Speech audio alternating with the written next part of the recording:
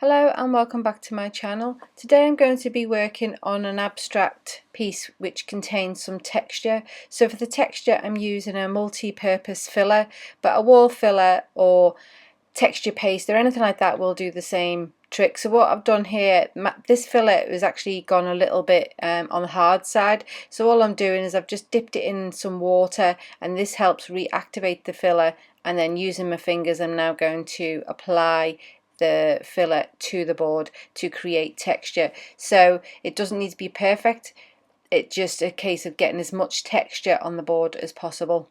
And I find using my hands helps to make it non-uniform, so it creates its own divots and ripples and things, so it's not smooth.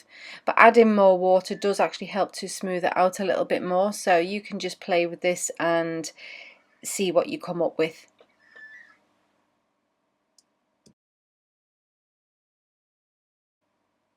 So now that this is dry, I'm now going to add some white sealer and undercoat. Now this is just going to give it a base for the paint to stick to, and I'm just going to go over the top of the board and all over the texture.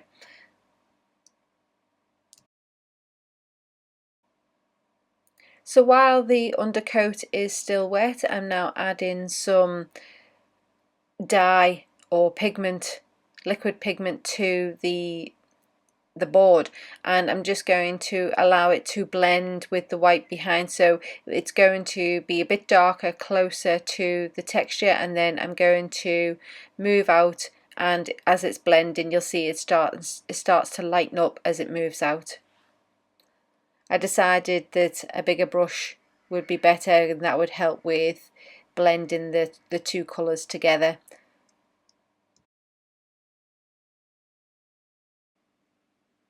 So I just keep adding more of the blue on top just to get it a little bit darker, and I'm also adding a touch of water via a spray bottle just to help with the flow of the ink across the surface. And I will also add a little bit more of the white under coat just to help blend that out to the edges, and I just keep building colour on top until I get the consistency that I'm after. Now it was this point that I felt that the ink wasn't getting as dark as I wanted it to, so I actually switched to using some acrylic paint on the top, and this is to just help give it a little bit more depth of colour.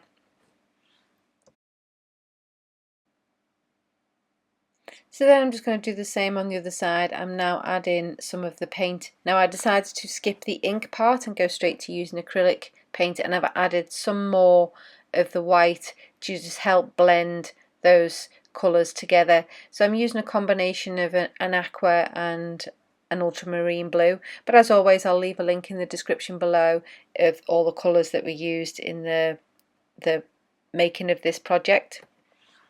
And as you can see, I'm just going to blend those colours across the two sides, just so that we've got the same balance of colours on both sides. So next I'm now going to colour the texture. So just using a flat brush on its edge, I'm using again acrylic paint, and I'm being careful and mindful to make sure that the paint gets right in between all the cracks and crevices of the texture, and we're just going to cover this whole area with the ultramarine blue. So I decided that the central part didn't have enough contrast with the lighter areas, so I'm now adding some Payne's grey to the centre just to darken that up a little bit, and it will take on some of the blue underneath because it's still wet, but it will give a nice subtle blend between the two different blues.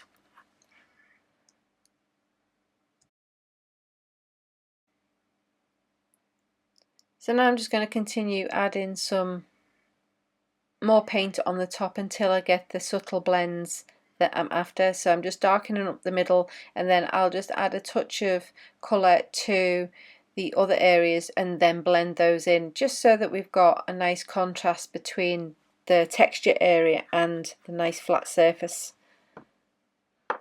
So a good flat brush, wide flat brush, helps to blend those colours quite nicely together, so you get a nice blend between them.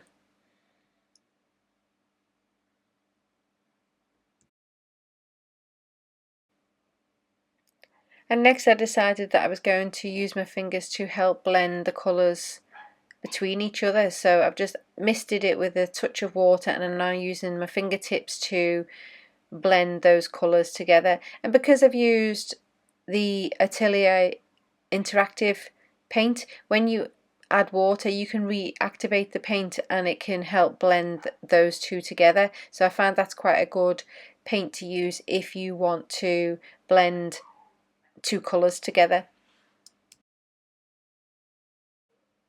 Now you could leave this to dry as is, and it does create quite a nice effect, and I did leave this and left it, decided afterwards once it was dry that it needed something else, so I do come back and add some more texture. So I'm now going to leave this to dry and I'll come back tomorrow and add some texture.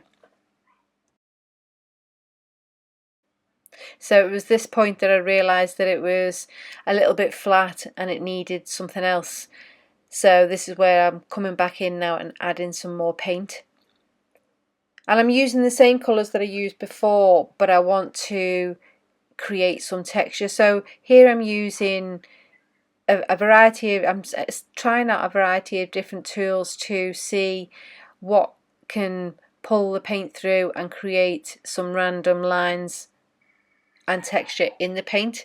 So as you can see, I used to work in a sign company, and this is what's called a snitty, and it's for smoothing vinyl onto substrates. And so I've got this left over from my old day job, so I thought I would try that, and now I found that that wasn't really working very well, so I've now decided to use a palette knife and pull the paint through that way.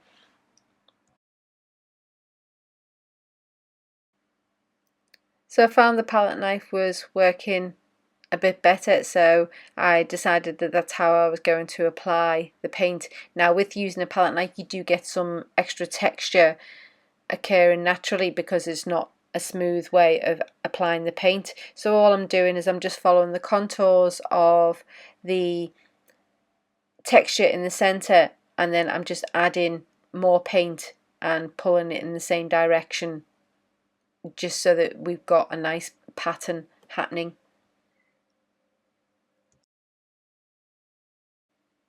Now as I did an underpainting, I don't have to worry about any white parts of the board showing through, so I can just go in and just add the paint willy-nilly around this without worrying about any white board showing through. So as you can see, I'm using the same colours that I used previously for the underpainting, and I'm just going over and just adding that to the board to just create some texture. And it now looks like that it's like an underwater painting because we've got subtle highlights and lowlights in the piece. And I'll just continue to do this until I've covered the surface of the flat area, until I'm happy with it.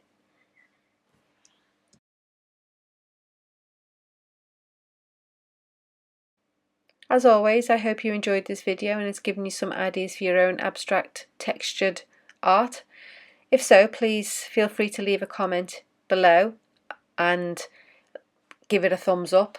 So until next time, bye for now.